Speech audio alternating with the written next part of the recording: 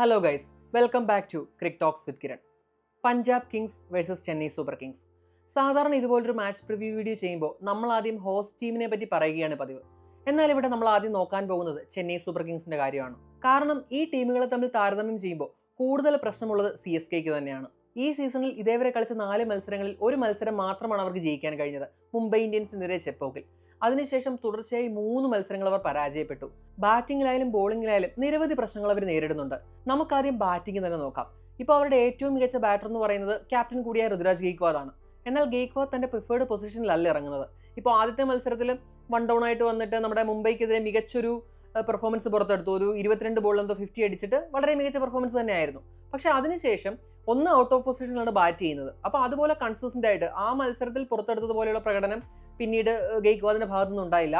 പിന്നെ കൂടെ ഓപ്പൺ ചെയ്തത് രച്ചിൻ രവീന്ദ്രയാണ്. രച്ചിനും ആദ്യത്തെ മത്സരത്തിൽ നന്നായിട്ട് കളിച്ചു, പിന്നെ ആ ഒരു കൺസിസ്റ്റൻസി നിലനിർത്താൻ സാധിച്ചില്ല.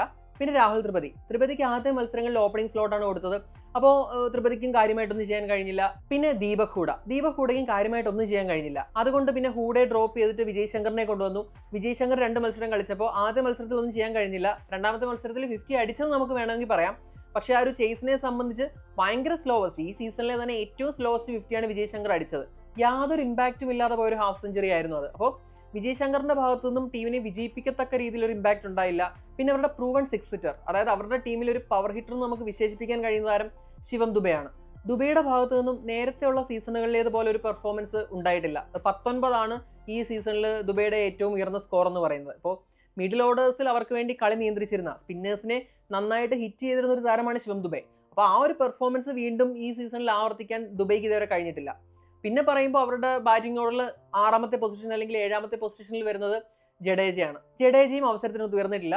പിന്നെ ധോണിയുടെ കാര്യം പറയുകയാണെങ്കിൽ സ്റ്റീഫൻ ഫ്ലെമിംഗ് തന്നെ പറഞ്ഞിട്ടുണ്ട്, ഒരു 10 ഓവർ കളിക്കാൻ പറ്റുന്ന ഒരു ഷേപ്പിലല്ല ധോണി ഉള്ളത് എന്ന്. ഇപ്പോൾ ആദ്യത്തെ 2-3 മത്സരങ്ങളിൽ അവസാനം ഒരു 10-15 ബോളുകൾ ബാക്കി നിൽക്കി ഇറങ്ങിയിട്ട് ചെറിയൊരു കെമിയോ റോൾസ് കളിക്കാൻ കഴിഞ്ഞു. പിന്നെ കഴിഞ്ഞ മത്സരത്തിൽ 12ാം ഓവറിൽ തന്നെ ധോണി ക്രീസിലെത്തി. പക്ഷെ കാര്യമായിട്ട് ഒന്നും ചെയ്യാൻ കഴിഞ്ഞില്ല. നിങ്ങൾക്കിപ്പോൾ ഈ വീഡിയോ ശ്രദ്ധിച്ചാൽ മനസ്സിലാവും. അപ്പോൾ ഓരോരുത്തരുടെ പേര് പറഞ്ഞിട്ട് ഞാൻ പറയുന്നത് കാര്യമായിട്ടൊന്നും ചെയ്യാൻ കഴിഞ്ഞില്ല എന്നാണ്.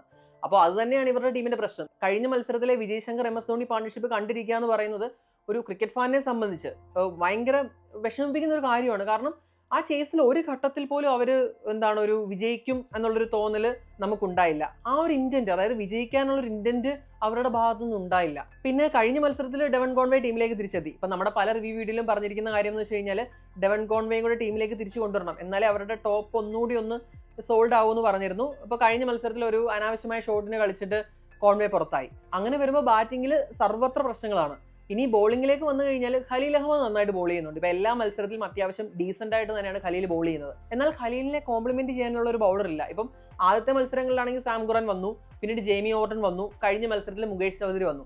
ഇപ്പോൾ ഖലീലും ആദ്യത്തെ ഓവറിൽ കഷ്ടപ്പെട്ട് പിടിച്ചെറിഞ്ഞ് എതിരാളികളെ റെസ്ട്രിക്ട് ചെയ്യുമ്പോൾ അടുത്ത ഓവറിൽ ബാക്കിയുള്ള ബോളേഴ്സ് നന്നായിട്ട് റൺസ് അങ്ങ് വഴങ്ങും. കഴിഞ്ഞ മത്സരത്തിൽ നോക്കിയാൽ തന്നെ ആദ്യത്തെ ഓവറിൽ ഖലീൽ 1 റണ്ണാണ് വഴങ്ങിയത്. അപ്പോൾ അടുത്ത ഓവറിൽ വന്നൊരു 16-17 റൺസ് കൊടുക്കുമ്പോൾ ഖലീൽ അവിടെ ബിൽഡ് ചെയ്ത പ്രഷർ അവിടെ പോവുകയാണ് ചെയ്യുന്നത്. അത് ടീമിനെ പ്രതികൂലമായിട്ട് തന്നെ ബാധിക്കും. കാരണം വിക്കറ്റ് വീഴണമെങ്കിൽ ആ പ്രഷർ ബിൽഡ് ചെയ്താണ് നമ്മൾ വിക്കറ്റ് വീഴ്ത്തുന്നത്. ഇത് ഒരു സൈഡിൽ പ്രഷർ ബിൽഡ് ചെയ്യുന്നു, അടുത്ത സൈഡിൽ ആ പ്രഷർ അഴിച്ചു വിടുന്നു. അതാണ് അവരുടെ ബോളിംഗിൽ സംഭവിക്കുന്നത്. പിന്നെ ഒരു ബ്രൈറ്റ് സ്പോട്ട് എന്ന് പറയുന്നത് നൂർ അഹമ്മദ് ആണ്. നൂർ അഹമ്മദ് വളരെ നന്നായിട്ട് ബോൾ ചെയ്യുന്നുണ്ട്. കഴിഞ്ഞ മത്സരത്തിൽ മാത്രമാണ് നൂർ അഹമ്മദിന് അടി വീണത്. ഒരു ഓവറിൽ 16-17 റൺസ് കൊടുത്തത് കഴിഞ്ഞ മത്സരത്തിൽ മാത്രമാണ്. ബാക്കി എല്ലാ മത്സരങ്ങളിലും വളരെ നന്നായിട്ട് തന്നെ നൂർ ബോൾ ചെയ്തു. പിന്നെ അശ്വിൻ്റെ കാര്യമായാലും അശ്വിനെ പവർ പ്ലേയിൽ വന്നിട്ട് മിക്കവാറുള്ള മത്സരങ്ങളിൽ അശ്വിന് നല്ല അടി കിട്ടുന്നുണ്ട്. മിഡിൽ ഓവേഴ്സിൽ എറിഞ്ഞു പോകുന്നുണ്ടെങ്കിലും കാര്യമായ ഒരു ഇൻറോഡ് വീഴ്ത്താൻ അശ്വിന് കഴിയുന്നില്ല. ജഡേജയുടെ കാര്യം പറഞ്ഞാൽ ജഡേജ മിഡിൽ ഓവറിൽ ഒരു 8ന് മുകളിലാണ് കൊടുക്കുന്നത്. അപ്പോൾ ഇവർ ഭൂരിഭാഗം മത്സരം കളിച്ചത് ചെപ്പോക്ക് പോലൊരു സർഫസിലാവുമ്പോൾ ഇതിന്റെ ഇമ്പാക്റ്റ് വളരെ വലുതാണ്. അപ്പോൾ ഇവർക്ക് ആർക്കും തന്നെ എതിരാളികളെ റെസ്ട്രിക്ട് ചെയ്യാനും കഴിയുന്നില്ല. ഖലീൽ അഹമ്മദും നൂർ അഹമ്മദും മാത്രമാണ് അവരുടെ ബോളിങ്ങിലും അത്യാവശ്യം ഫോമായിട്ടുള്ളത്. ഈ പ്രശ്നങ്ങളെല്ലാം പരിഹരിച്ചാൽ മാത്രമേ അവർക്ക് മുന്നോട്ടൊരു നല്ല സീസൺ ഉണ്ടാവുകയുള്ളൂ. ഇപ്പോൾ ആദ്യത്തെ 4-ൽ 3 എണ്ണം തോറ്റു. ഇപ്പോൾ ഒരു കഴിഞ്ഞ 5 സീസൺ നോക്കിക്കഴിഞ്ഞാൽ 2 സീസണിൽ ഇതുപോലെയാണ് CSK സ്റ്റാർട്ട് ചെയ്തത്. അതായത് തുടക്കം കുറച്ച് മത്സരങ്ങൾ തോറ്റുകൊണ്ടാണ് CSK സ്റ്റാർട്ട് ചെയ്തത്. ആ സീസണിലെല്ലാം പോയിന്റ് ടേബിളിന്റെ ബോട്ടം അവസാന 4കളിലായിരുന്നു CSK ഫിനിഷ് ചെയ്തത്. ഇങ്ങനൊരു വേഴ്സ്റ്റ് സ്റ്റാർട്ട് ഉണ്ടായ സീസണുകളിലെല്ലാം. അപ്പോൾ ഇങ്ങനെ പോയി കഴിഞ്ഞാൽ ഇവർ ഈ പ്രശ്നങ്ങളെല്ലാം സോർട്ട് ചെയ്തില്ലെങ്കിൽ ആ ഒരു ബോട്ടം 4ൽ തന്നെ ചെന്ന് അടിയാനുള്ള സാധ്യത വളരെയേറെ കൂടുതലാണ്. ഇനി പഞ്ചാബ് കിങ്സിന്റെ കാര്യത്തിലേക്ക് വന്നാൽ CSKയുമായിട്ട് കമ്പയർ ചെയ്യുമ്പോൾ അവർക്ക് വലിയ പ്രശ്നങ്ങളൊന്നുമില്ല. അവർ പ്രധാനമായിട്ടും നേരിടുന്ന കടമ്പ എന്ന് പറയുന്നത് അവരുടെ ഹോം ഗ്രൗണ്ടായ മുള്ളൻപൂരിനെ കീഴടക്കുക എന്നുള്ളതാണ്. ഇപ്പം മുള്ളൻപൂരിൽ പഞ്ചാബ് കളിച്ച കഴിഞ്ഞ 6 മത്സരങ്ങളിൽ 5 മത്സരങ്ങൾ അവർ തോറ്റു. അപ്പം മുള്ളൻപൂരിൽ ഒട്ടും നല്ല റെക്കോർഡല്ല. 6-ൽ 5 തോൽക്കുക എന്ന് പറഞ്ഞു കഴിഞ്ഞാൽ ഒട്ടും നല്ല റെക്കോർഡല്ല അവർക്കുള്ളത്. പിന്നെ ഈ സീസണിലെന്ന് പറഞ്ഞാൽ അവരൊരു പുതിയ ഒരു ന്യൂ ലുക്ക് സ്ക്വാഡാണ്, ഒരു ന്യൂ ലീഡർഷിപ്പ് ഗ്രൂപ്പാണ്. 4 താരങ്ങൾ ഒഴികെ ബാക്കിയെല്ലാം പുതിയ താരങ്ങളാണ്. അപ്പോൾ അവർക്ക് ആ ഒരു ന്യൂ ലുക്ക് സ്ക്വാഡ് കൊണ്ട് മുള്ളൻപൂരിനെ കീഴടക്കാനാവുമോ എന്നുള്ളതായിരുന്നു നമ്മൾ ഉറ്റുനോക്കിയിരുന്ന കാര്യം. എന്നാൽ കഴിഞ്ഞ മത്സരത്തിൽ രാജസ്ഥാൻ റോയൽസിനോട് അവർ ദയനീയമായിട്ട് പരാജയപ്പെട്ടു. ഇപ്പോൾ മുള്ളൻപൂരിന്റെ കാര്യം പറയുകയാണെങ്കിൽ കഴിഞ്ഞ മത്സരത്തിന് മുമ്പ് വരെ 200 ഒരു ടീമും ക്രോസ് ചെയ്തിട്ടില്ല. പക്ഷേ രാജസ്ഥാൻ 200 റൺ ക്രോസ് ചെയ്യുകയും ചെയ്തു. ഇവരെ നമ്മുടെ പഞ്ചാബിനെ റെസ്ട്രിക്ട് ചെയ്യുകയും ചെയ്തു. അപ്പോൾ ഒരു വളരെ മികച്ച വിജയമാണ് രാജസ്ഥാൻ ആ മത്സരത്തിൽ നേടിയത്. ഇവരെ സംബന്ധിച്ച് ഏറ്റവും വലിയ കടമ്പയെന്ന് പറയുന്നത് മുള്ളൻപൂർ അവരുടെ ഹോം ഗ്രൗണ്ട് ആണ്. ഇനി ഒരു 4 മത്സരങ്ങൾ കൂടി അവരവിടെ കളിക്കേണ്ടതുണ്ട്. അപ്പോൾ അവിടെ വിജയിച്ചില്ലെങ്കിൽ, അവിടെ പ്രോപ്പറായിട്ട് ഇപ്പോൾ ഒരു 4-ൽ 3 മത്സരങ്ങളെങ്കിലും വിജയിച്ചില്ലെങ്കിൽ ചിലപ്പോൾ ഒരു അടുത്ത റൗണ്ടിലേക്ക് പോകുന്നതിൽ നിന്ന് അവരെ അത് തടഞ്ഞേക്കാം. പക്ഷേ ഇപ്പോൾ അവർക്ക് വലുതായിട്ട് പേടിക്കാനൊന്നുമില്ല. കാരണം 3-2 ജയിച്ച് തന്നെയാണ് നിൽക്കുന്നത്. ഒരൊറ്റ മത്സരം മാത്രമേ അവർ തോറ്റിട്ടുള്ളൂ. അപ്പോൾ അവർക്ക് CSK പോലെ കാര്യമായിട്ട് ടെൻഷൻ അടിക്കാനുള്ള കാര്യങ്ങളൊന്നുമില്ല. അപ്പോൾ അവർക്ക് ഇനി അത് പരിഹരിച്ച് മുന്നേറാവുന്ന കാര്യങ്ങൾ മാത്രമേ ഉള്ളൂ. ഇനി ടീമിലേക്ക് നോക്കുമ്പോഴായാലും ശ്രേയസ് അയ്യർ മികച്ച ഫോമിലാണ്. കഴിഞ്ഞ മത്സരത്തിൽ നമ്മുടെ ജോഫ്ര ആർച്ചറിനെ ഡോമിനേറ്റ് ചെയ്യാൻ നോക്കിയിട്ട് വിക്കറ്റ് പോയതാണ്. അതുപോലെ തന്നെ നെഹൽ വധേര നല്ല ഫോമിലാണ്. പ്രഭ്സ്മറാൻ സിംഗ് നല്ല കോൺട്രിബ്യൂഷൻസ് കൊടുത്തിട്ടുണ്ട്. അങ്ങനെ നോക്കി അവരുടെ യങ് പ്ലേയേഴ്സ് ഉണ്ടല്ലോ, യങ് ഇന്ത്യൻ പ്ലേയേഴ്സ് എല്ലാം മികച്ച രീതിയിൽ തന്നെ ബാറ്റ് ചെയ്യുന്നുണ്ട്. പ്രിയാൻ ഷാരയ്ക്ക് ആദ്യത്തെ മത്സരത്തിന് ശേഷം പിന്നീട് കാര്യമായിട്ട് ഒരു പെർഫോമൻസ് നടത്താൻ കഴിഞ്ഞില്ല.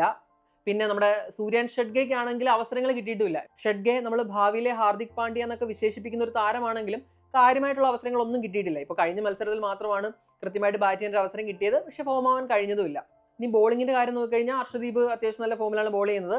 പിന്നെ ചഹലിന് വിക്കറ്റ് കിട്ടുന്നില്ല എന്നുള്ളൊരു പ്രശ്നമുണ്ട്. കാരണം ഇപ്പോൾ അവരുടെ പ്രീമിയം സ്പിന്നറാണ് ചഹൽ.